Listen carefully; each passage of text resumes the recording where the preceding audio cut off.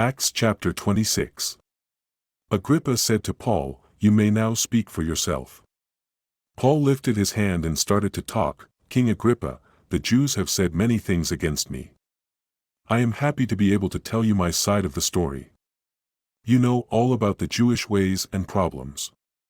So I ask you to listen to me until I have finished. All the Jews know about my life from the time I was a boy until now. I lived among my own people in Jerusalem. If they would tell what they know, they would say that I lived the life of a proud religious law-keeper. I was in the group of proud religious law-keepers who tried to obey every law. And now I am on trial here because I trust the promise God made to our fathers. This promise is what our 12 family groups of the Jewish nation hope to see happen. They worship God day and night. King Agrippa, it is because of this hope that they are saying things against me. Why do you think it is hard to believe that God raises people from the dead? I used to think I should work hard against the name of Jesus of Nazareth. I did that in Jerusalem. I put many of the followers in prison. The head religious leaders gave me the right and the power to do it. Then when the followers were killed, I said it was all right. I beat them and tried to make them speak against God in all the Jewish places of worship. In my fight against them, I kept going after them even into cities in other countries. When I was going to Damascus to do this, I had the right and the power from the head religious leaders to make it hard for the followers. I was on the road at noon. King Agrippa, I saw a light from heaven brighter than the sun. It was shining around me and the men with me. We all fell to the ground. Then I heard a voice speaking to me in the Jewish language, "Saul, Saul, why are you working so hard against me? You hurt yourself by trying to hurt me." I said, "Who are you, Lord?" And he said, "I am Jesus, the one you are working against. Get up. Stand on your feet. I have chosen you to work for me. You will tell what you have seen and you will say what I want you to say. This is the reason I have allowed you to see me. I will keep you safe from the Jews and from the people who are not Jews. I am sending you to these people. You are to open their eyes. You are to turn them from darkness to light. You are to turn them from the power of Satan to the power of God. In this way, they may have their sins forgiven. They may have what is given to them, along with all those who are set apart for God by having faith in me. King Agrippa, I obeyed what I saw from heaven. First I told what I saw to those in Damascus and then in Jerusalem. I told it through all the country of Judea. I even preached to the people who are not Jews that they should be sorry for their sins and turn from them to God. I told them they should do things to show they are sorry for their sins. That is why the Jews took hold of me in the house of God and tried to kill me. God has helped me.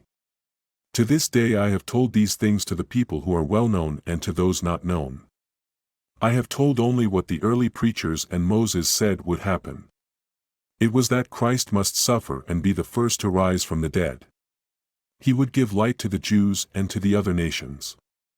As Paul was speaking for himself, Festus cried out in a loud voice, "Paul, you are crazy. All your learning keeps you from thinking right." Paul said, "Most respected Festus, I am not crazy. I am speaking the truth. The king knows about all this. I am free to speak to him in plain words. Nothing I have said is new to him. These things happened where everyone saw them.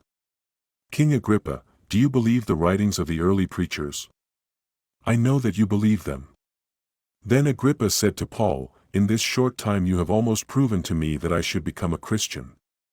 Paul said, "My prayer to God is that you and all who hear me today would be a Christian as I am, only not have these chains." King Agrippa and Festus and Bernice and those who sat with them got up. As they left the courtroom, they said to each other, "This man has done nothing for which he should be kept in prison or be put to death."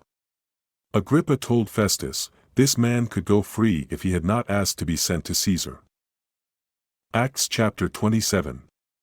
It was decided that we should go to the country of Italy by ship. Then they put Paul and some other men in chains.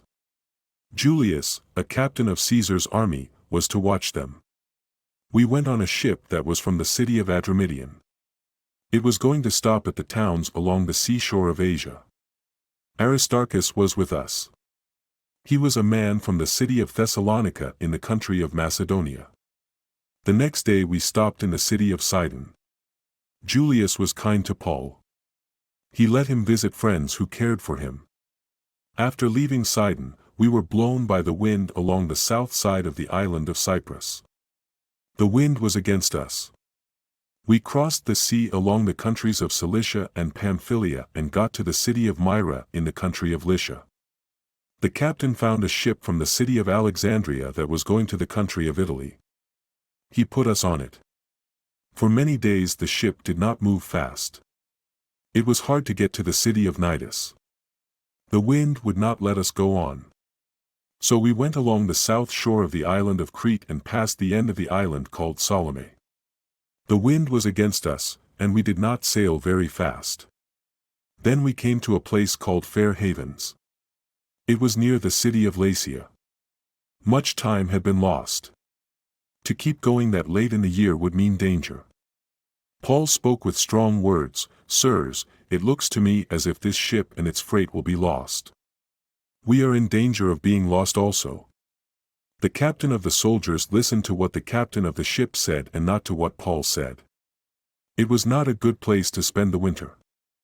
Most of those on the ship wanted to go on and try to get to Phoenix. Crete was a good place to tie up the ship. They wanted to spend the winter there. When a south wind started to blow, they thought their plan was right. They pulled up the anchor and went close to the shore of Crete.